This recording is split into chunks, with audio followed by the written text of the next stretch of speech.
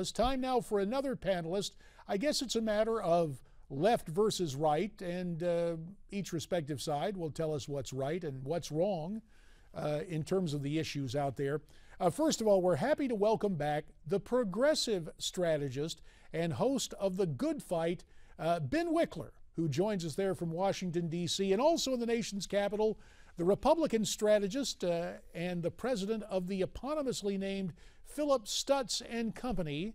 It would not be Mr. Company, it would be Mr. Phillip Stutts. Gentlemen, to you both, thanks for taking time to join us here on America's Forum. JD, great to be here. Great to be with you, Phillip. All right, good deal. So good to have both of you guys. And let's begin with some media criticism of our incumbent president coming from unlikely sources. Maureen Dowd, the columnist for the New York Times, over the weekend penned a column entitled The Golf Address. It was satirizing the Gettysburg Address, and she closes the column with, "So help me golf." We'll let you read it for yourself, but right now let's listen to others who are taking the president to task for spending so much time on the golf course. Here it is. This is how they make their money, right? Right. This is Al Qaeda funded their operations by kidnapping Europeans and getting ransom money, right? And so they are negotiating with Spock with a pitching wedge. And I'm sure there may even be one or two, like, terrorists, Willie, over in Syria right now looking at him going, wow, that's one cold bastard.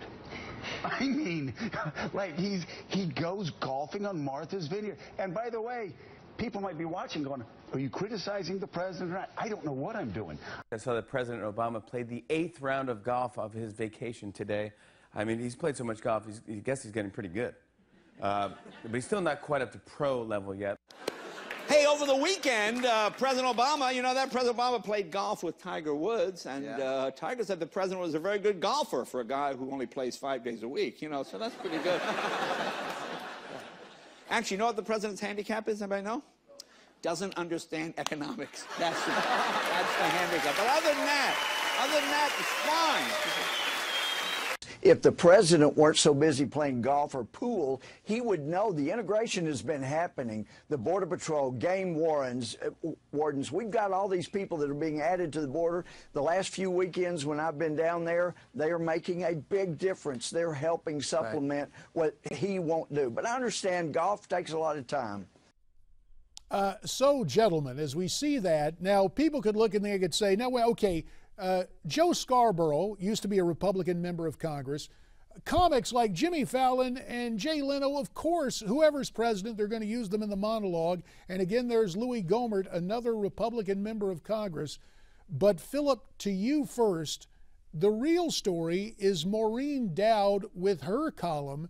Does it surprise you that the gray lady that spends so much of its time trying to explain away the president's challenges, that the gray lady and the lady with that poisoned word processor, Maureen Dowd, is finally focused on President Obama?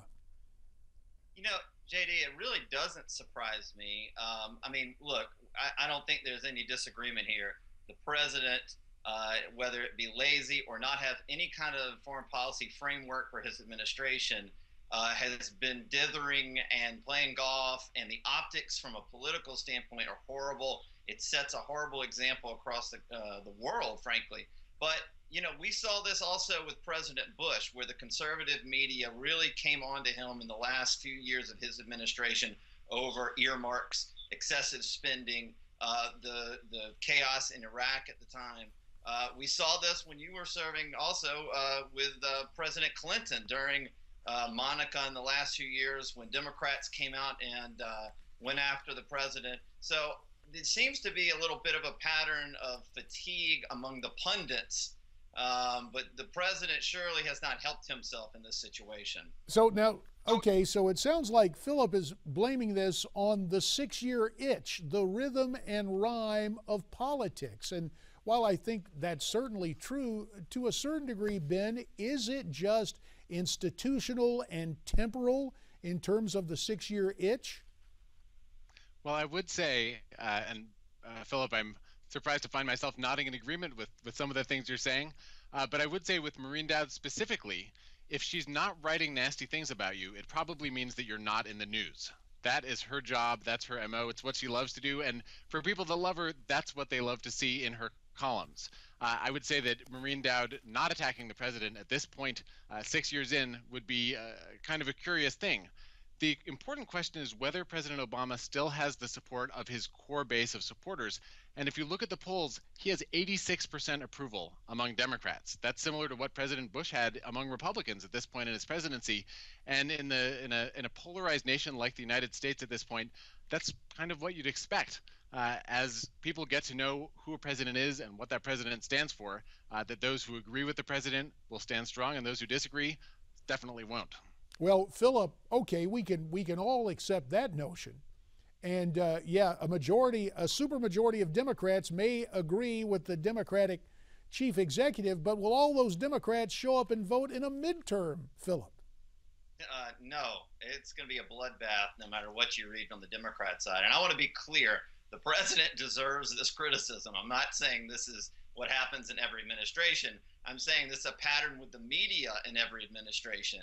I absolutely believe that the president has fallen down and has not been a true leader for this country. But you're going to see at the polls how depressed Democrat turnout is based off of all of the negative press and all of the president's actions or inaction.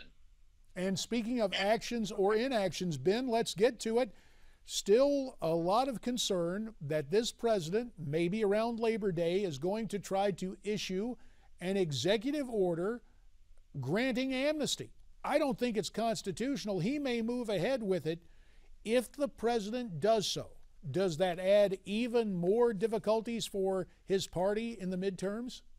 You know, JD, I would say that the executive action around immigration is the biggest X factor in this election. It's the thing that all of us should have our sights focused on. Now, the constitutional scholars who've looked at this say that the president has a wide degree of authority to exercise his power as the executive to enforce our immigration laws, and that it's well within his remit, as all previous presidents have done, to make an announcement about an area of policy like this. The question is, what will the political response be? And the way that I see it, it's going to be a giant kind of electric ping pong match. First, you're going to see the president's supporters who've been wanting action from Congress on immigration reform and now finally getting it from the executive branch cheering in support. Then you're going to see a conservative backlash that is strong enough to blot out pretty much anything else you might hear over the airwaves. There are going to be calls for impeachment far beyond anything that's come before, maybe from people who believe genuinely that this is outside the bounds of the Constitution, and other people who want to impeach the president for something, anything, no matter what, and this is the best thing they can lay their hands on. And then you'll see the anti-impeachment backlash. And this, to me, is the question for the midterms, whether progressives, Democrats who support the president don't think that he should be impeached, think he is well within the bounds of his mandate and his constitutional authority, whether they turn out to ensure that there is no impeachment in greater numbers than conservatives turn out in order to try to shut down this presidency and dismantle all that we've accomplished in the last 6 years. That's the question. Well, it's interesting how you've laid that out. We only have a couple of minutes left. Philip, you have heard this political prophecy from our friend Ben Wikler. Is it really going to come down to impeachment? Or based on reports we've seen, Marco Rubio and others are saying, wait a minute, if you're going to try to do this by executive order, we're not going to allow that to be funded. Will it be a fight over continued government operations and a budget battle rather than a constitutional crisis involving impeachment, Philip?